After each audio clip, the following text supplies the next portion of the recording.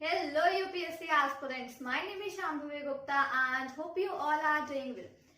So फिलहाल मेरे पास relate बहुत सारी क्वेरीज आ रही थी इस रिलेशन में कि हम लोग सिविल सर्विसेज की तरफ कैसे जाएं, क्या अप्रोच होनी चाहिए, क्या क्या उधर से अपॉर्चुनिटीज होती है, किस किस तरीके की चीजें होती हैं, क्या टाइम टेबल, क्या स्ट्रैटेजी, बहुत सारी क्वेरीज थी सबसे चीजों से रिलेटेड यहाँ पर।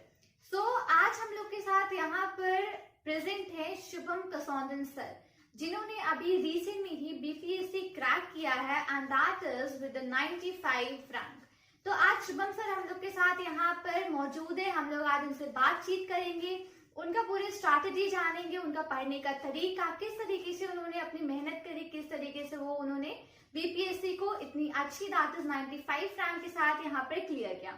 So first of all welcome sir, हमारे चैनल में बहुत ज्यादा आपका स्वागत है एंड कॉन्ग्रेचुलेशन इतने अच्छे अकम्पलिशमेंट पर आपके। थैंक यू शामिली, आपने मुझे यहाँ बुलाया, thank you. Thank you sir. मैं आपको यहाँ पे सबसे पहले थोड़ा सा सर के बैकग्राउंड के बारे में आपको थोड़ा सा आइडिया देती हूँ। तो सर सबसे पहले सर ने बीटेक कर रखा है। तो आप बीटेक करने के बाद सर एक थोड़ी सी यहाँ पर उनके पास डिलेमा एक्चुअली था कि बीटेक के बाद वो रिसेंट जॉब ले लें कि वो जाकर वहां पे सिविल सर्विसेज की प्रिपरेशन करें। तो उन्होंने थोड़ा सा इस बारे में सोचा and he set it mind कि हम लोग अब यहाँ पर सिविल सर्विसेज की तरफ ही जाएंगे और उन्होंने अपनी सिविल सर्विसेज की प्रिपरेशन को यहाँ पर उन्होंने स्टार्ट कर दिया। तो उन्होंने फाइनली सिविल सर्विसेज को चूज किया एंड द प्रिपरेशन बिगेन। तो उसके लिए उन्होंने उत्तर प्रदेश के फतेहपुर कस्बे से दिल्ली तक का सफर उन्होंने यहाँ पर तय किया। काफी लंबा सफर था जो कि उन्होंने यहाँ पर तय किया। अब इनके सामने सर के सामने यहाँ पर बहुत सारी तरह की समस्याएं आई, बहुत सारी प्रॉब्लम्स आए जिसको सर ने बहुत अच्छे से टैकल किया। टैकल करने का एक तरीका था कि सर की जो स्ट्रैटेजीज थी वो बहुत अच्छी उन्होंने स्ट्रैटेजीज बनाई, जिसकी वजह से कोई भी प्रॉब्लम आती थी सर उसको आसानी से बहुत यहाँ पर टैकल कर लेते थे। तो जिसकी वजह से उन्होंने यहाँ पर फर्स्ट अटेम्प्ट में ही अपना BPSC and that is with 95 rank sir ने इसको क्लियर कर लिया। तो अब हम लोग यहाँ पर हमारे जो व्यूअर्स हैं उनको थोड़ा सा यहाँ पर एक्चुअली मैं आपको बताना चाहती हूँ कि शुभम सर एक बहुत ही साधारण परिवार से बिलोंग करते हैं। यहाँ पर उन्होंने पहुंचने के लिए बहुत मेहनत करी है, काफी उन्होंने यहाँ पर पहुंचने के लिए काफी सारी यहाँ पर मेहनत करी थी। तो अब उनके शुभम सर को एक्चुअली मैं पहले से काफी 5 to 6 ईयर से काफी जानती हूँ, काफी हम लोग पास से सर को जानती हूँ। तो उनके पढ़ने के तरीके, उनके संघर्ष को मैंने खुद ऑब्जर्व किया, मैंने खुद उन सब चीजों को जाना है। तो आज हम लोग यहाँ पर शुभम सर से इस बारे में जानना चाहेंगे कि सर आपकी ये जर्नी जो बीपीएससी में थी, जो आपने इसको यहाँ पर तय किया, ये कैसी रही? आई थिंक जैसे लोग कहते हैं कि डेस्टिनेशन से ज्यादा इंपॉर्टेंट होती है कि जो आप जैसे जर्नी कर रहे हो, तो वैसे ही रही मेरी जर्नी के थ्रू जब मैंने स्टार्ट किया था।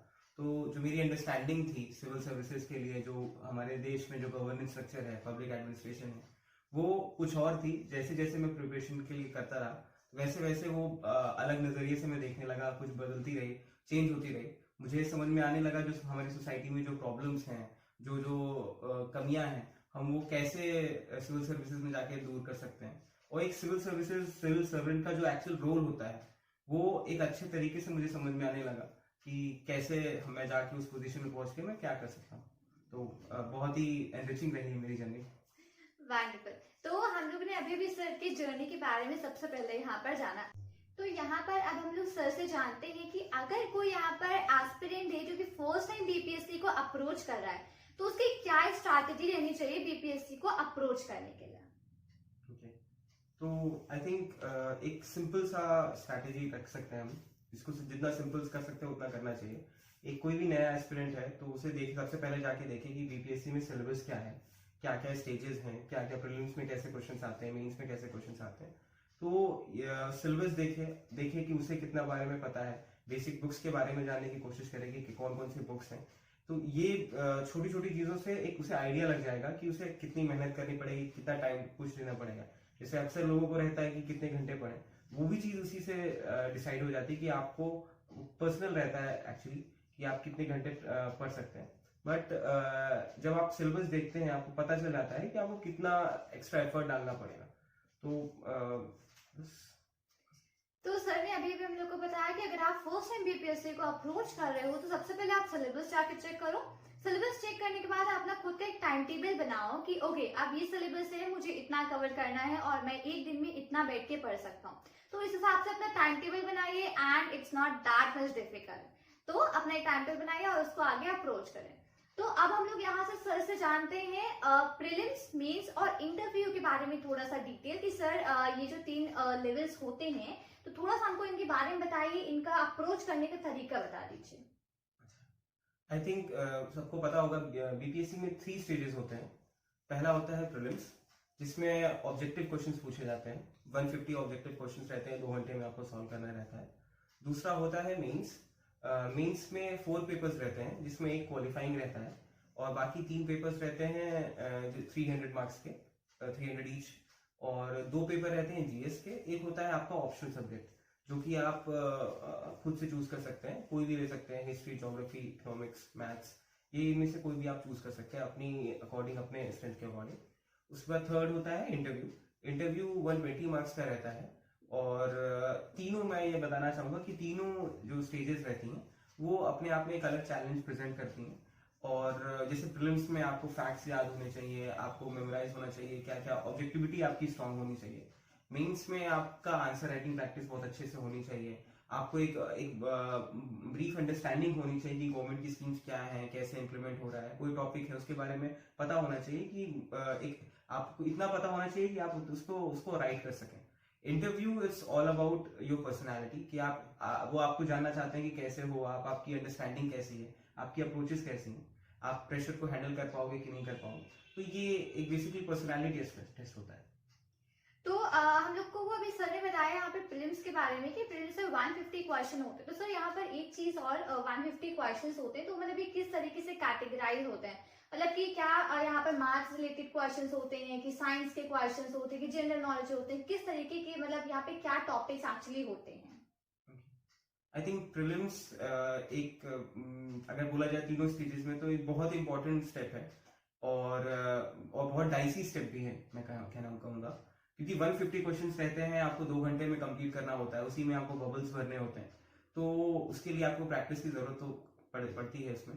साथ ही साथ जो आप कह रही हैं कि क्या क्या टॉपिक्स रहते हैं, ब्रीफ टॉपिक्स मैं अगर डिवाइड करूं तो रहते हैं करंट अफेयर्स, पॉलिटी और Indian history, specially modern Indian history, और साइंस पूछी जाती है। और यहाँ पे 10 क्वेश्चंस रहते हैं मैथ्स और रीजनिंग के। उसके बाद बिहार स्पेसिफिक भी काफी क्वेश्चंस रहते हैं, ये करंट अफेयर्स में ही और पॉलिटी में। तो बिहार भी बहुत इंपॉर्टेंट टॉपिक हो जाता है, बिहार स्पेसिफिक चीजें अगर आपको तैयार नहीं है तो आई थिंक आप कहीं ना कहीं सेटबैक करोगे। बिहार स्पेसिफिक पे आपको बहुत ज्यादा ध्यान देना होता है। ओके, तो ये था पूरा प्रीलिम्स के टॉपिक्स और आपको किस तरीके से प्रिपरेशन करनी चाहिए इन 150 क्वेश्चंस को, तो उसकी पूरी यहाँ पर सर ने हम लोग को बारे में बताया। अब हम लोग आगे बढ़ते हैं नेक्स्ट क्वेश्चन की तरफ। तो सर मैंने जितना भी अभी तक सिविल सर्विसेज के बारे में ऑब्जर्व किया है, तो मेन जो प्रॉब्लम होती है वो प्रीलिम्स में टाइम मैनेजमेंट की काफी प्रॉब्लम होती है, क्योंकि उसी के उनको जो टाइम मिलता है 2 आवर्स, उसी में उनको क्वेश्चंस भी सॉल्व आउट करने होते हैं, ओएमआर शीट्स भी फिलअप करनी होती है। मेन जो होते हैं 2 आवर्स में बहुत प्रेशराइज हो जाते हैं कि इतना काम कैसे करेंगे। तो हम अपने सिविल सर्विसेज एस्पिरेंट्स को थोड़ा सा इस बारे में जानकारी दीजिए कि 2 घंटे जो है प्रीलिम्स में, उसमें क्या स्ट्रैटेजी बनाए, किस तरीके से उसको अप्रोच करें कि आप फिलहाल से प्रेशराइज ना हो और आपका टाइम मैनेजमेंट भी काफी अच्छा बना रहे।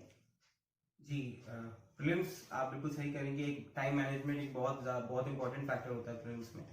तो सबसे पहले प्रेशर कम करने के लिए मैं आपको यही बताना चाहूंगा कि 150 क्वेश्चंस में हमें क्वालिफाई करने के लिए 150 क्वेश्चंस, टोटल 150 क्वेश्चंस नहीं करने होते हैं।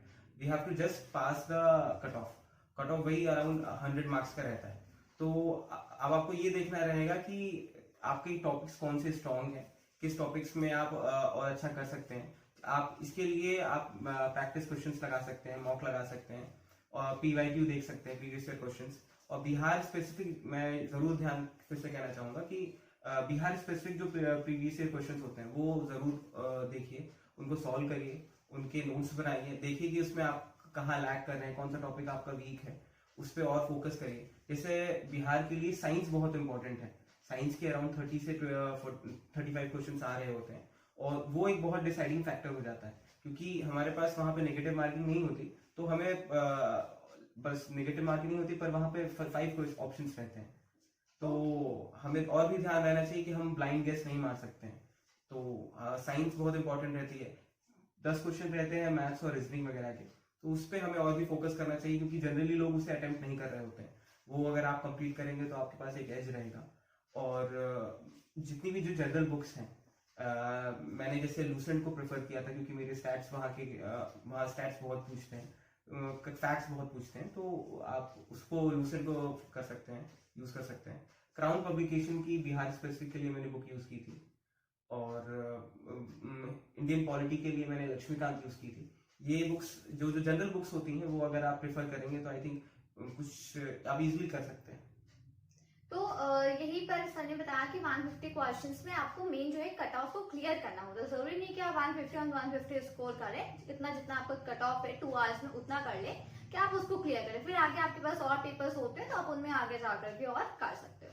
तो अब हम लोग नेक्स्ट क्वेश्चन पे बढ़ते हैं। तो सर हमें नेक्स्ट क्वेश्चन हमारा ये है कि बहुत कॉमन जो क्वेश्चन है, सब लोग हमसे पूछते हैं कि प्रीलिम्स और मेंस की जो तैयारी है वो साथ साथ हमको करनी चाहिए या अलग अलग करनी चाहिए, मतलब किस तरीके से करने चाहिए, पहले प्रीलिम्स करना चाहिए कि पहले मेंस करना चाहिए, दोनों को साथ में अप्रोच करना चाहिए। तो इसके बारे में सर आप क्या है स्ट्रैटेजी आपने जो फॉलो करी कि आपने प्रीलिम्स और मेंस के बारे में क्या फॉलो अप किया?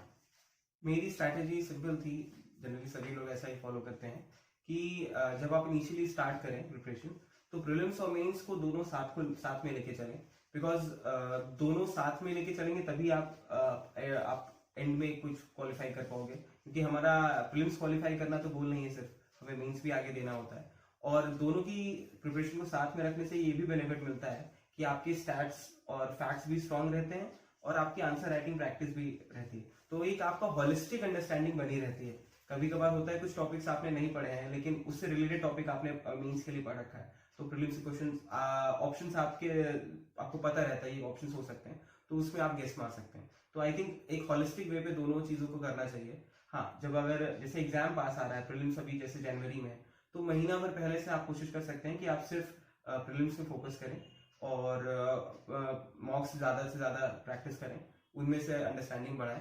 मेंस को आप प्रीलिम्स के बाद और डेडिकेटेड फोकस कर सकते हैं, लेकिन मोटा मोटी आपको प्रीलिम्स और मेंस एक साथ लेके चलना चाहिए।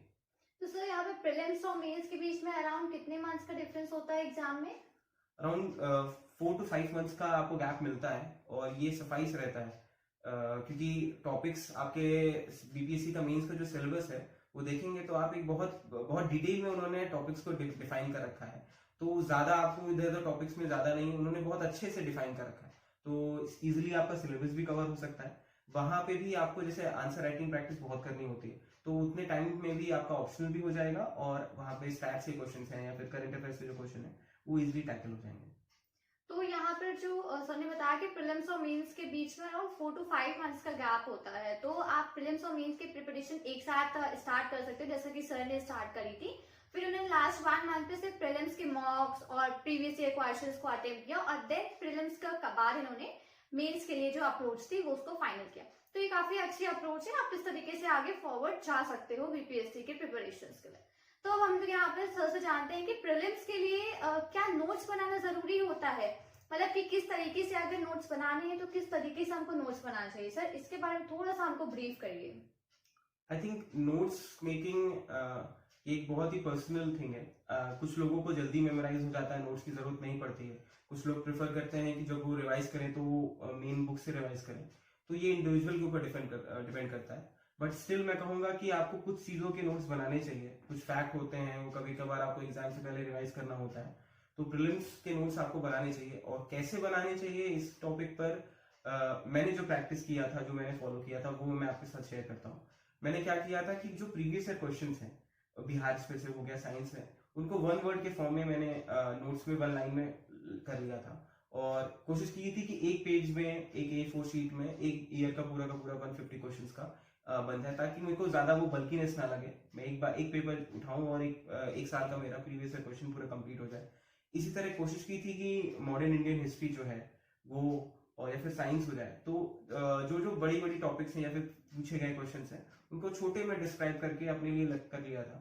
क्योंकि अब ये मेरा पर्सनल था कि मैं एग्जाम के पास बुक्स को प्रेफर करना, बल्कि रहती हैं बुक्स और डर लगता है बुक्स को देख के ही, तो मैं कोशिश करता कि मैं शॉर्ट नोट्स का यूज करूँ। ये इंडिविजुअल के ऊपर लेकिन ज्यादा डिपेंड करता है। तो नोट्स बनाने का तरीका आपका होगा, और जिस तरीके से आप नोट्स बनाना चाहते हैं आप उस तरीके से नोट्स बताएं। सर ने जो स्ट्रैटेजी फॉलो की थी वो सर ने हम लोग के साथ यहाँ पर शेयर कर दी है। तो अब हम लोग आगे बढ़ते हैं, सर से इस बारे में जानते हैं कि सर आपने यहाँ पर प्रिपरेशन के लिए कोई कोचिंग की थी या आपने सिर्फ सेल्फ स्टडी की थी? मैं अपने कॉलेज के बाद दिल्ली गया था, वहाँ पे मैंने सिविल यूपीएससी के लिए कोचिंग की थी। ऑप्शनल सब्जेक्ट, क्योंकि मैं इंजीनियरिंग बैकग्राउंड हूँ, मेरा ऑप्शनल सब्जेक्ट इकोनॉमिक्स है, तो उसके लिए मैंने कोचिंग की थी। और कोचिंग आई थिंक आपको एक ब्रीफ आइडिया प्रोवाइड करा देती है कि कैसे आपको कराना है, लेकिन ये ऐसा कोई कंपलसरी नहीं होता है कि आप कोचिंग करें। मुझे ऑप्शनल की, क्योंकि मेरा टॉपिक अलग था, मुझे लगा कि ऑप्शनल मुझे करना चाहिए, लेकिन अगर आपका ग्रेजुएशन सब्जेक्ट और आपका ऑप्शनल सेम है तो आई थिंक आपको कोचिंग की जरूरत नहीं पड़ेगी। तो ये भी एज वेल आप पे डिपेंड करती है। सर ने फिलहाल कुछ टाइम के लिए कोचिंग करी थी क्योंकि इनका ग्रेजुएशन और जो ऑप्शन सब्जेक्ट था दे वर सेम। अब हम लोग आगे चलते हैं, नेक्स्ट क्वेश्चन में सर से पूछते हैं आगे के बारे में। तो सेल्फ स्टडी करने की सर क्या स्ट्रैटेजी हम लोग को यहाँ पर इम्प्लीमेंट करनी चाहिए? एक्चुअली होता क्या है कि हम लोग यहाँ पर एक टाइम टेबल बनाते हैं कि ओके हम लोग मॉर्निंग में इतना पढ़ेंगे, आफ्टरनून में इतना पढ़ेंगे, इवनिंग में फिर नाइट में रिविजन करके सोएंगे। तो ये जो स्ट्रैटेजी होती है 4-5 दिन तो बहुत अच्छी चलती है, उसके बाद पूरी स्ट्रैटेजी खत्म हो जाती है, फिर इसको फॉलो नहीं कर पाते हैं। बहुत सारे रीजन हो सकते हैं उसके पीछे। तो किस तरीके की स्ट्रैटेजी बनाएं कि किस तरीके टाइम टेबल हम लोग फॉलो अप करें कि सेल्फ स्टडी हम लोग खुद करें और खुद हम लोग इसको अप्रोच कर पाए, खुद हम लोग बीपीएससी को यहाँ पर क्लियर कर पाए। शामवी, जैसे आपने बताया कि हम स्ट्रैटेजी बनाते हैं उसे फॉलो नहीं कर पाते, मैं भी खुद इस चीज से फेस अप कर रहा था कि मैं कभी कभार बनाता था, फॉलो अप नहीं कर पाता था। तो बेसिकली आपको ये मन में रखना चाहिए कि आप, हम सब लोग ह्यूमन हैं, मिस्टेक हमसे हो जाएगी। और तो जो इसी कारण जो हम गोल सेट करें, जब भी हम कोई टाइम टेबल सेट करें, वो बहुत रियलिस्टिक होना चाहिए कि जो भी टॉपिक्स हम कर रहे हैं, जो भी हमने टारगेट किया है, उससे ज्यादा जोश में आके वो कुछ बड़ा ना कर लें। जो रियलिस्टिक टॉपिक्स हैं वही होने चाहिए। और स्ट्रैटेजी आई थिंक सभी का नेचुरल टोन जो होती है, नेचुरल साइकिल जो होती है वो डिफरेंट होती है। किसी को मॉर्निंग में जल्दी याद होता है, किसी को शाम में याद होता है, कोई रात भर पढ़ता है। ये इंडिविजुअल के ऊपर डिपेंड करती है। कोशिश करिए जिस आर में आप कंफर्टेबल हैं, जिस आर में आपका प्रोडक्टिविटी मैक्सिमम होती है, उसमें आप उसका फुल यूटिलाइज कर पाए करिए। और टाइमिंग आवर्स भी इंडिविजुअल के ऊपर रहती है। जनरली 5 to 6 आवर्स अगर आप रेगुलर दे रहे हैं, कंसिस्टेंसी यहाँ पे बहुत इंपॉर्टेंट है। अगर आप 5 to 6 आवर्स रेगुलर दे रहे हैं तो आई थिंक उसमें भी वो भी सफाइस हो जाएगा। लेकिन कंसिस्टेंसी आप प्रीलिम्स के लिए, मेंस के लिए अगर रखते हैं तो वो ज्यादा इंपॉर्टेंट रहेगी, रादर देन एक स्ट्रेच में आपने 12 घंटे पढ़ लिया। वो उस स्ट्रैटेजी से बेटर रहेगी कि आप रेगुलर आप पढ़ते रहिए। तो सर आपका क्या टाइम टेबल था? आप किस तरीके से अपनी पढ़ाई को करते थे? क्या टाइम्स में आपने डिवाइड कर रखा था? मेरा पर्सनल था कि मैं शाम के पीरियड में ज्यादा अच्छे से कर पाता था, रात के पीरियड में ज्यादा अच्छे से कर पाता था। तो मैं कोशिश करता कि मैं जितनी भी मेरी स्टडी आवर्स हैं वो इन पीरियड में ज्यादा रहे। मॉर्निंग में मैं उतना कंफर्टेबल नहीं था, तो ये मैं फॉलो करता था कि मॉर्निंग में लाइट कुछ वर्क कर लिया, न्यूज़पेपर पढ़ लिया, ये सारी चीजें मैं फॉलो करता था। तो हम लोगों ने अभी सर से जाना टाइम टेबल बनाने का तरीका एक और स्ट्रैटेजीज को अप्रोच करने का तरीका, इसके बारे में सब चीजें जानी। तो सर अभी नेक्स्ट क्वेश्चन हमारा ये है कि आपने जो ऑप्शनल सब्जेक्ट था उसको किस तरीके से यहाँ पर चूज किया था? तो आपने चूज करने के लिए क्या स्ट्रैटेजी अपनाई थी? क्योंकि जो भी सिविल सर्विस एस्पिरेंट्स होते हैं उनके लिए ऑप्शनल सब्जेक्ट काफी स्कोरिंग होता है, तो उसको आपने चूज करने के लिए क्या स्ट्रैटेजी करी थी? आई थिंक इसमें दो चीजों का बहुत ध्यान देना चाहिए आपको कि एक तो ऑप्शनल सब्जेक्ट वही चूज करें जो कि आपका, जिसमें आपका इंटरेस्ट हो, जो आप लेके कंटिन्यू कर सकें। दूसरा ये भी देखें कि उस ऑप्शनल सब्जेक्ट में सिलेबस कितना है। मैं पहले को ज्यादा प्रायोरिटी देता हूँ। दूसरा वाला जो टॉपिक है कि सिलेबस कितना है, मार्क्स कैसे आ रहे हैं, वो सारी चीजों का हम टेक केयर कर सकते हैं अगर हमारा उस सब्जेक्ट में इंटरेस्ट हो। लेकिन हाँ, दोनों फैक्टर को थोड़ा थोड़ा, दूसरे फैक्टर को इंपॉर्टेंस तो देनी चाहिए आपको। अगर जैसे इकोनॉमिक्स जैसे सिलेबस है, उसका सिलेबस बहुत ज्यादा है, और यही एंथ्रोपोलॉजी का सिलेबस थोड़ा कम है, तो ये सारी चीजें फैक्टर हो सकती है। लेकिन इंटरेस्ट एक ऐसा फैक्टर है जो कि कांस्टेंट रहता है, तो इंटरेस्ट के हिसाब से आपको अपना ऑप्शन चूज करना चाहिए। तो सर आपको ऑप्शनल सब्जेक्ट इकोनॉमिक्स था, राइट? तो आपने उसको पढ़ने के लिए क्या स्ट्रैटेजी उसको आगे फॉलो करी थी? किस तरीके से आपने उसको पढ़ा था? ओके, ऑप्शनल सब्जेक्ट जैसे मैंने बताया आपको कि मैं इंजीनियरिंग बैकग्राउंड से हूँ, ऑप्शनल सब्जेक्ट मेरे लिए बिल्कुल नया है। तो सबसे पहले मैंने कोशिश की थी कि मैं उस सब्जेक्ट की जो एनसीईआरटीज हैं 11th 12th की या फिर उससे पहले की 9th 10th की एनसीईआरटी मैंने पढ़ी, उसका सिलेबस देखा कि मुझे कितनी मेहनत करनी पड़ेगी, कितना इंटरेस्ट है मेरा इस पे। फिर मेरे को रियलाइज हो गया कि इंटरेस्ट है, कि मैं कर सकता हूँ, कॉन्फिडेंस आ रहा था पढ़ने के बाद, एनसीईआरटी पढ़ने के बाद। तो फिर उसकी जो बेसिक बुक्स हैं, जैसे माइक्रो इकोनॉमिक्स की एच एल आहूजा है, मैक्रो की फ्रोयन है, इंटरनेशनल ट्रेड की डोमिनिक एंड सैल्वाडोर है। ये 3 बुक्स जो कि सिलेबस को नियर अबाउट 90% कवर कर देती हैं बीपीएससी में। फिर कुछ करंट के टॉपिक्स रहते हैं जैसे आईएमएफ और वर्ल्ड बैंक, वो इजिली आप इंटरनेट का यूज कर सकते हैं उसमें। बिहार का जो इकोनॉमिक सर्वे होता है वो बहुत इंपॉर्टेंट, बहुत अच्छा मेजर रोल प्ले करता है मेरे आंसर्स में, कि आप उस डेटा को बिल्कुल आंसर में राइट कर सकते हैं, वो आपको बिल्कुल सब्सटैंशिएट कर सकता है आपके पॉइंट को। और जब आप डेटा भी राइट करते हैं आंसर में तो उसको आपको अच्छे मार्क्स भी मिल सकते हैं। तो ये बेसिकली यही स्ट्रैटेजी थी मेरी, बेसिक बुक्स पे फोकस करना और इकोनॉमिक सर्वे और करंट अफेयर्स के थ्रू उसको कॉम्प्लीमेंट करना। तो सर ने इस तरीके से अपने इकोनॉमिक्स में आगे अपनी स्ट्रैटेजी अप्लाई की थी, उन्होंने ऑप्शनल सब्जेक्ट इसलिए इकोनॉमिक्स यहाँ पर चूज किया था। आप अपना पसंदीदा ऑप्शनल सब्जेक्ट यहाँ पर चूज कर सकते हैं जिसके साथ आप एक्चुअली कंफर्टेबल हो। तो अब हम लोग नेक्स्ट क्वेश्चन की तरफ बढ़ते हैं सर। तो नेक्स्ट क्वेश्चन हमारा ये है कि मतलब काफी लोग का ऐसा सोचना है कि कोचिंग के नोट्स इनफ होते हैं या आपको खुद के नोट्स बनाने चाहिए या किसी और सोर्स के नोट्स हम लोग को चाहिए होते हैं। तो इसके बारे में आपका मतलब क्या आइडिया, आपने क्या इसमें फॉलो किया, आपके जो नोट्स थे क्या वो कोचिंग के थे या आपने खुद नोट्स बनाया किसी सोर्स से डाउनलोड करा? तो इसके बारे में थोड़ा सा हमको बताइए। यहाँ पे आई थिंक सबको मिक्स्ड स्ट्रैटेजी अपनानी चाहिए कि जो टॉपिक्स में कोचिंग के नोट्स अवेलेबल हैं, इजीली अच्छे से बने हुए हैं, उसमें आप कोचिंग के नोट्स का यूज कर लें। साथ ही साथ उसमें कुछ अपना खुद एडिशन करें, कोई अगर आर्टिकल मेंशन है, कोई करंट अफेयर्स की न्यूज है, आप ऐड कर सकते हैं, कोई चीज उससे रिलेट कर सकते हैं तो वो चीज उस पर ऐड ऑन करिए। और कोशिश करिए कुछ टॉपिक्स के जो नोट्स खुद से आप बनाएं, क्योंकि उससे आपकी राइटिंग प्रैक्टिस भी हो रही है, आपको पता भी चल पा रहा है कि कोई चीज रेलिवेंट है कि नहीं है। तो दोनों को बैलेंस में लेके चलना चाहिए, क्योंकि यहाँ पे आपको स्मार्टली वर्क करना चाहिए। आपके पास जैसे बिहार में आर्ट एंड कल्चर में पेंटिंग्स बहुत पूछता है, तो कई कोचिंग्स के मटेरियल अवेलेबल है मार्केट में, तो आप उसको यूज कर सकते हैं। आपको उतना ज्यादा स्टडी नहीं करनी पड़ेगी उनके ऊपर, क्योंकि वो टॉपिक कॉन्स्टेंटली पूछे जा रहे हैं, उसमें कुछ नया इनोवेशन नहीं कर सकते आप। तो वो कोचिंग के मटेरियल को रेफर कर लीजिए। जो नए नए करंट अफेयर्स के टॉपिक्स पूछे जाते हैं तो उसके लिए आप नोट्स को यूज कर सकते हैं। करंट अफेयर्स की मैगजीन जो ब्रीफ डिटेल में आती हैं, विजन आईएएस की, आप उसको रेफर कर सकते हैं। इसको मिक्स्ड तरीके से यूज करें, ज्यादा अच्छा रहेगा। तो एक मिक्स स्ट्रैटेजी यहाँ पर अप्रोच करनी चाहिए जब भी आप नोट्स पे डिपेंड हो रहे हो कि आप बाहर के नोट्स लोगे कि अपने खुद के बनाओगे। तो जो भी टॉपिक्स आपको आसानी से अवेलेबल हो उसके आप नोट्स बाहर से ले लीजिए, नहीं तो आप अपने खुद के नोट्स भी उस पर बना सकते हो। तो अब हम लोग नेक्स्ट आगे सर से पूछते हैं कि सर बहुत सारे स्टूडेंट्स यहाँ पर जो होते हैं तो उनका एक ही क्वेश्चन होता है कि बीपीएससी में जो है वो न्यूज़पेपर पढ़ना चाहिए नहीं पढ़ना चाहिए, और अगर पढ़ना चाहिए तो कौन कौन से न्यूज़पेपर्स पे आर्टिकल्स पढ़ने चाहिए, कौन कौन से न्यूज़पेपर्स को गो थ्रू करना चाहिए। तो सर इसके बारे में हमको थोड़ा सा यहाँ पर बता दीजिए। मेरा ये मानना है कि न्यूज़पेपर तो आई थिंक सिविल सर्वेंट और सिविल एस्पिरेंट को दोनों को पढ़ना चाहिए। और रही बिहार स्पेसिफिक की बात, तो मैंने जो स्ट्रैटेजी फॉलो की थी मैं आपको बताता हूँ।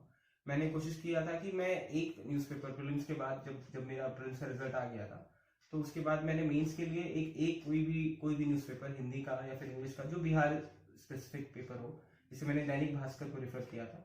तो उसमें मैं करंट एक रफली गो थ्रू करता था कि कोई करंट टॉपिक क्या चल रहा है वहाँ पे बिहार पॉलिटिक्स में, या फिर बिहार में क्या चीज़ हो रही है।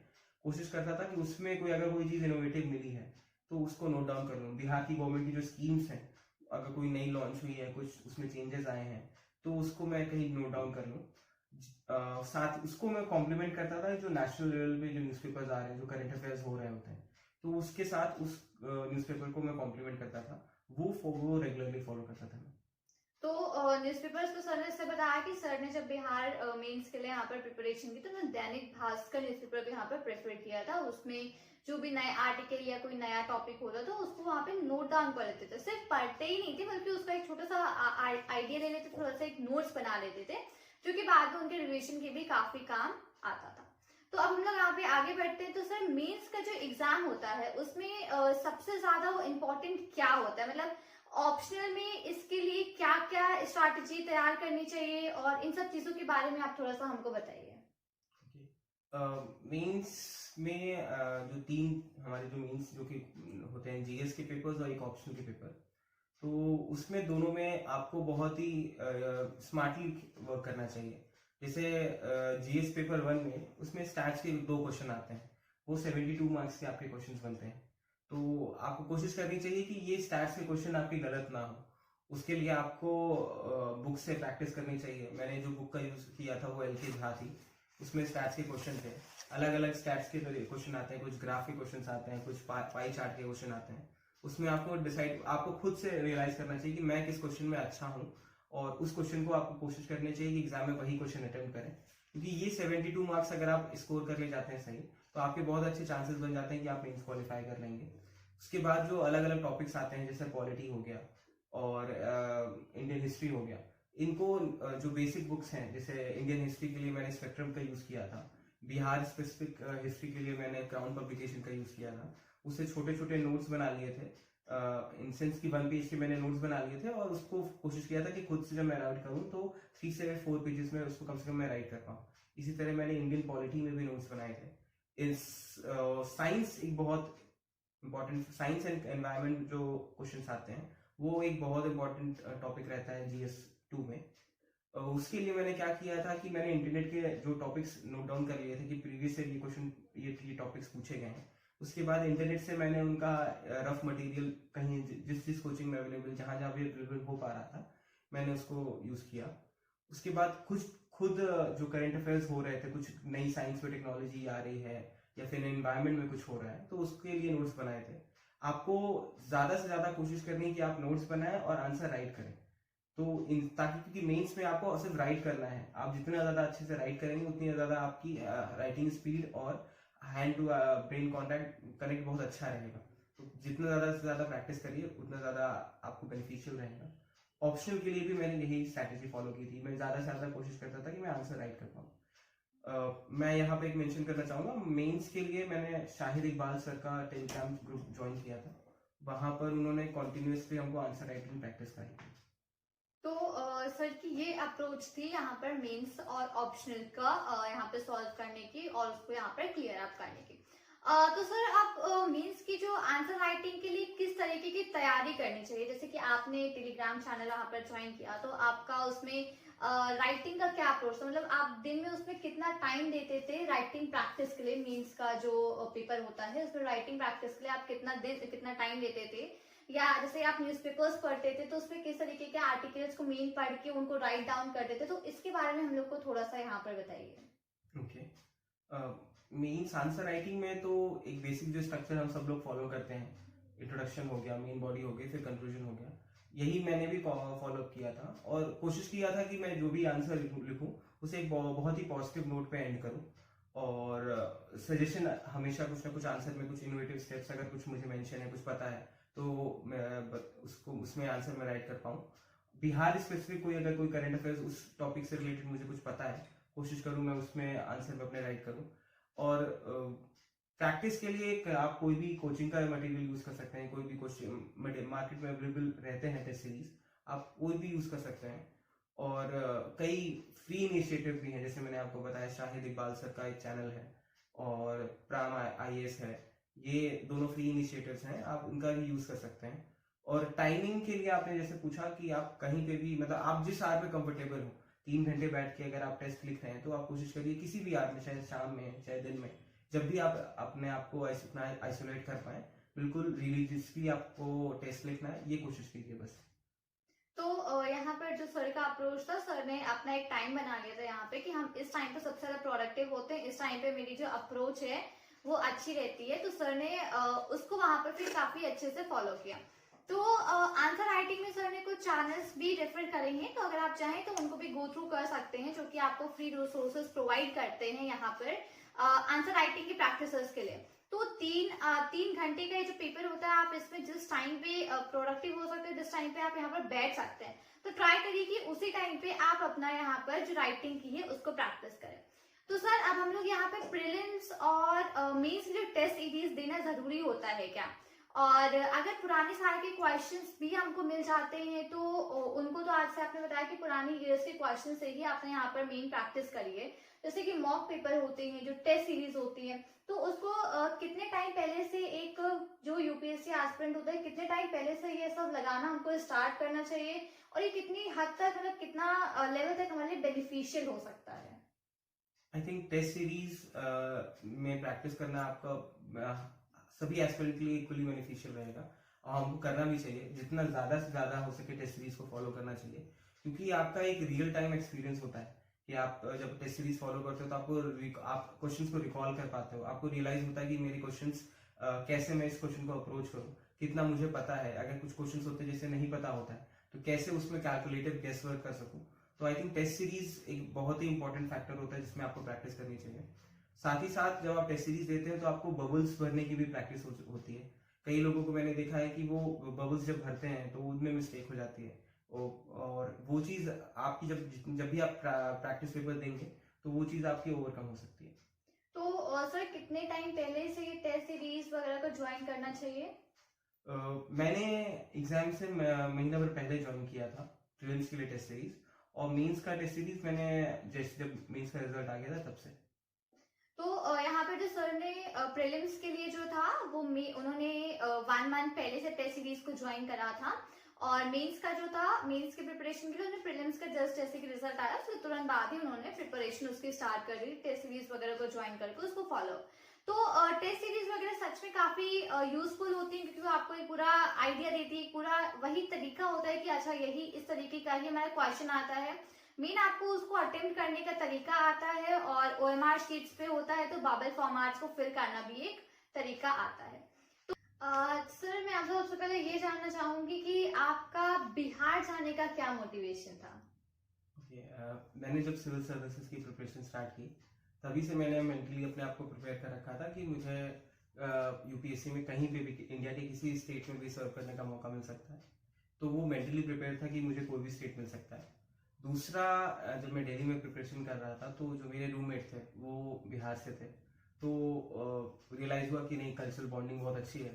और अगर हम ऐसे भी देखें तो बिहार और यूपी में जो देखें लोगों का जो एटीट्यूड है, कल्चर है, वो सेम पड़ता है, और लोगों की जो इकोनॉमिक प्रॉब्लम्स हैं या फिर सोशल प्रॉब्लम्स हैं दोनों सेम है। तो और यूपी के पास भी बहुत है, तो एक ये भी रीजन था। और अगर एडिशनल फैक्टर देखें तो आपको घूमने का मौका मिलता है क्योंकि आप दूसरे स्टेट में जाके पेपर देते हो। तो बस ये था मेरा रीजन।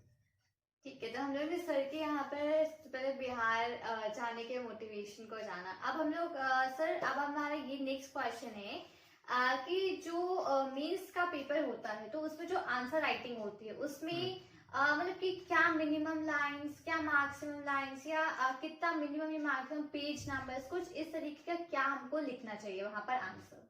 तो मैंने जो स्ट्रैटेजी अपनाई थी वो ये थी कि मैंने कंटेंट की तरफ ज्यादा फोकस किया था, कि मैं जो क्वेश्चन मुझसे पूछ रहा है मैं उसको कितने पेजेस में, rather than focusing on pages, मैं कैसे उसे एड्रेस कर पा रहा हूँ। अगर कहीं डायग्राम हो तो मैं डायग्राम बनाता था, कोशिश करता था कि अगर कोई स्टैट है तो मैं वहां पे कोई स्टैट्स को मेंशन करता था। कोई न्यूज इवेंट हुआ है बिहार में उससे रिलेटेड तो मैं उसको मेंशन करने की कोशिश करता था।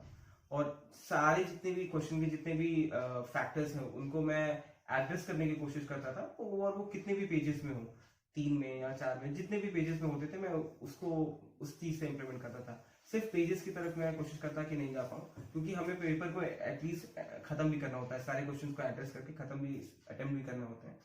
तो अगर हम ज्यादा पेजेस पे फोकस करेंगे तो हमारा कंटेंट डिस्टर्ब हो सकता है और क्वेश्चंस के अटेम्प्ट भी हमारे कम हो सकते हैं। तो मैंने फोकस किया था कंटेंट के ऊपर। तो यहाँ पे कोई ऐसा मिनिमम या मैक्सिमम पेज का कोई इतना ज्यादा वो नहीं होता है। इसलिए होता है कि आपका जो टॉपिक है, जैसे सर ने हमको बताया कि जो आपका टॉपिक है उसको आप कितना अच्छे से बता पा रहे हो और कितना अच्छे से आप उसको एक्सप्लेन कर पा रहे हो, मेन चीज इस पे डिपेंड करती है। तो सर अब हमारा नेक्स्ट क्वेश्चन ये है कि जैसे कि जीएस और ऑप्शनल, तो हमको उन सब में आंसर्स लिखने होते हैं, तो आपने दोनों को एक साथ या पैरेलली आपने कैसे दोनों सब्जेक्ट्स को मैनेज किया और कैसे दोनों के आंसर्स को अप्रोच किया या उनको पैरेलली कैसे आपने पढ़ा? मेंस में जीएस और ऑप्शनल दोनों सब्जेक्ट इक्वली इंपॉर्टेंट है। लेकिन अगर हम देखें जो ट्रेंड कह रहा है कि जीएस 2 में मार्क्स आपको कम आते हैं और GS1 में आपका स्टैट्स का पोर्शन रहता है, तो आप कोशिश कर सकते हैं कि अपना ऑप्शनल और GS1 में के जो स्टैट्स हैं वो अच्छे से कवर कर लें, क्योंकि GS बाकी सारे जो टॉपिक्स हैं उसमें रैंडम क्वेश्चन आ सकते हैं, लेकिन अगर आपका ऑप्शनल कवर है तो आपको कॉन्फिडेंस पहले से रहेगा, और स्टैट्स के क्वेश्चन अगर आपके सही होते हैं तो आपके चांसेस और बढ़ जाते हैं। तो कोशिश कीजिए कि जब भी आप स्टडी करें मेंस के लिए, तो दोनों GS और ऑप्शनल को इक्वल फ्रंट पे रखें, इक्वल टाइम दें, और जो भी अगर आपका कोई टॉपिक वीक है तो टाइम निकाल के उस पर भी फोकस कर सकें, ये स्ट्रैटेजी रखें। तो सर ने हमको जैसे कि बताया कि जीएस और ऑप्शन दोनों को पैरेलली साथ में लेके चले और दोनों में पैरेलली अपना टाइम मैनेज करें। तो सर बस अब आखिरी में हम आपसे ये जानना चाहेंगे कि आप हमारे यहाँ पे जो सिविल सर्विस एस्पिरेंट्स हैं, आप उनको क्या एडवाइस देना चाहेंगे?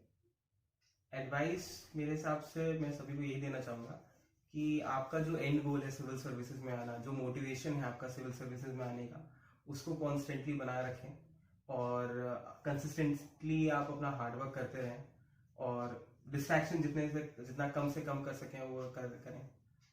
जो चीज़ आपको मोटिवेट करती है उस चीज़ को आप बिल्कुल पास रखें, बार बार कोशिश करें, अच्छे लोगों से मिले, अच्छा मोटिवेशन रखें, और यहाँ पर स्मार्ट वर्क और हार्ड वर्क दोनों की आपको ज़रूरत है। एंड में बस ये कहूँगा कि देखिए एग्जाम है, ये हमारा एक मैराथन के तरीके है कि आज अभी प्रीलिम्स हो रहा है, साल भर में आपका मेंस हो सकता है या फिर इंटरव्यू लेट हो सकता है। तो कोशिश ये करें कि आप जब प्रिपेयर हो, मेंटली प्रिपेयर ऐसे हो कि आपको मैराथन दौड़ना है, ये कोई स्प्रिंट की दौड़ नहीं होगी कि आपको बस आज प्रीलिम्स दिया कल मेंस हो जाएगा परसों इंटरव्यू हो जाएगा। तो एक मैराथन में जैसे आप प्रिपेयर होते हैं वैसे प्रिपेयर होइए अपने आप को। तो सर ने हम लोग को यहाँ पर बहुत अच्छी एडवाइस दी है कि डिस्ट्रैक्शन से बहुत ज्यादा बचिए, आपके आसपास जो चीजें आपको मोटिवेट करती हैं उन चीजों को अपने पास रखिए, अच्छे लोगों से बातचीत करिए, और मेन चीज जो है वो आप अपनी कंसिस्टेंसी बनाए रखें। तो आज हम लोगों ने यहाँ पर शुभम सर से बीपीएससी के बारे में काफी चीजें जानी, सर की स्ट्रैटेजी जानी, सर ने बीपीएससी को 95 रैंक के साथ कैसे क्लियर किया, उसका पूरा हम लोगों ने आज यहाँ पर शुभम सर से यहाँ पर इस बातचीत में जाना। तो अगर आपके और भी कोई क्वेश्चंस है शुभम सर से कोई भी बीपीएससी से रिलेटेड, तो आप उनको नीचे कमेंट मेंशन कर सकते हैं। शुभम सर आपके सारे क्वेश्चंस का आंसर जरूर देंगे।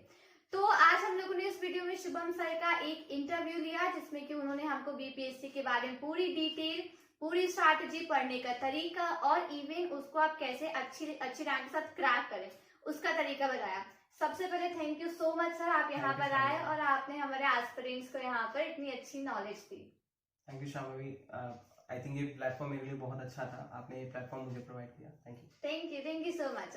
तो अब मैं आपसे मिलूंगी नए वीडियो के साथ, तो जब तक आप इस चैनल को सब्सक्राइब करना मत भूलिएगा, बेल आइकन तो बिल्कुल भी मत भूलिएगा, ताकि आप इतने अच्छे अपडेट्स यहाँ पर मिस ना करें। वीडियो को शेयर करें, वीडियो को लाइक करें और कमेंट में अपने क्वेश्चंस पूछें जो भी आपको सर से पूछने। उम्मीद करती हूँ आपको ये वीडियो अच्छा लगा है। नेक्स्ट में आपसे मिलती हूँ नए वीडियो के साथ। Till then thank you and take care. जय हिंद।